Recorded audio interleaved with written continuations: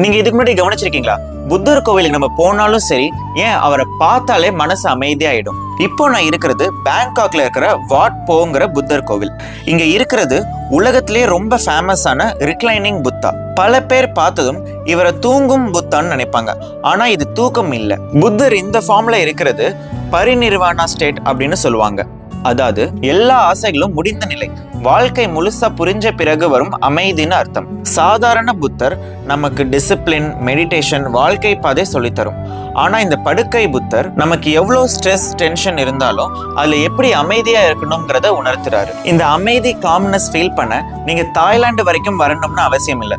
உங்க வீட்டிலே permanent peaceful இருக்கிறதுக்கு தான் நம்ம இந்த ரிக்ளைனிங் புத்தாவை 24 கேரட் கோல்டு ஃபாயில்ஸ் யூஸ் பண்ணி தஞ்சாவூர் பெயிண்டிங்ல பண்ணியிருக்கோம். இந்த புத்தா தஞ்சாவூர் பெயிண்டிங் உங்க வீட்டில் வைக்க ஆசைப்பட்டீங்கன்னா நம்ம Balaji Tanjore art gallery visit பண்ணுங்க.